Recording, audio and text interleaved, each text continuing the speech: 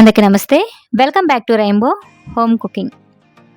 ఈరోజు చూపించే రెసిపీ విరిగిన పాలతో ఇంట్లో పన్నీర్ని సింపుల్గా ఎలా తయారు చేసుకోవాలో ఈరోజు మీ అందరికీ చేసి చూపించిపోతున్నాను.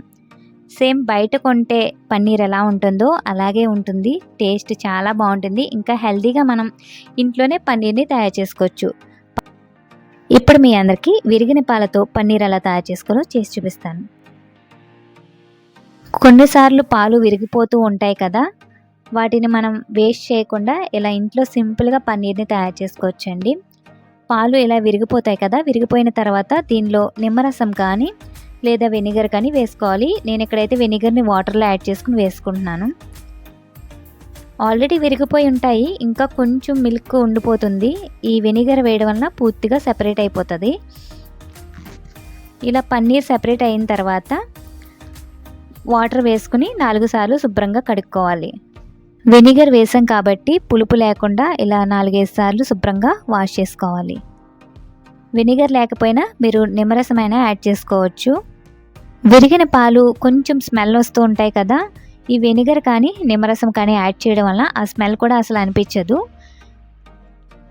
ఇలా శుభ్రంగా 4-5 సార్లు వాటర్ వేసుకుని వాష్ చేసేసుకోవాలి.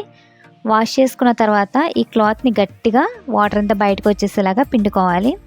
ఈ విధంగా పిండిన తర్వాత ఏదైనా బరువుని ఈ విధంగా పైన పెట్టుకుని 2 గంటలు ఇలా వదిలేసేయాలి. ఇలా 2 గంటల తర్వాత బరువుని తీసేసుకుని ఇప్పుడు నేను పన్నీర్ని కట్ చేసుకుంటున్నాను.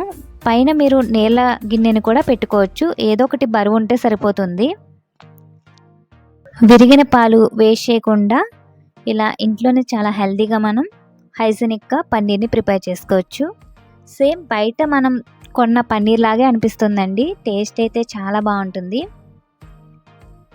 చూసారు కదా, ఇప్పుడు పన్నీర్ అయితే ఇలా 2 గంటల తర్వాత ఈ విధంగా రెడీ అయ్యింది. దీన్ని ముక్కలుగా కట్ చేసుకుని డీప్ ఫ్రిడ్జ్లో పెట్టుకుంటే మనకి కావాల్సినప్పుడు వాడుకోవచ్చు.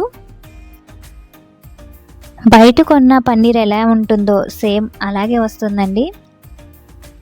ఇలా మనకి కావలసిన సైజులో చిన్న చిన్న ముక్కలుగా కట్ చేసుకుని దీన్ని స్టోర్ చేసుకోవచ్చు. చూసారు కదా, విరిగిన పాలతో పన్నీర్ని చాలా సింపుల్గా హెల్తీగా ఎలా తయారు చేసుకోవాలో ఇంట్లోనే మనం చాలా సింపుల్గా ఈ పన్నీర్ని రెడీ చేసుకోవచ్చు. ఈసారి మీరు ఎప్పుడైనా పాలు విరిగిపోతే ఇలా ఒకసారి పన్నీర్ని ట్రై చేయండి. Thanks for watching.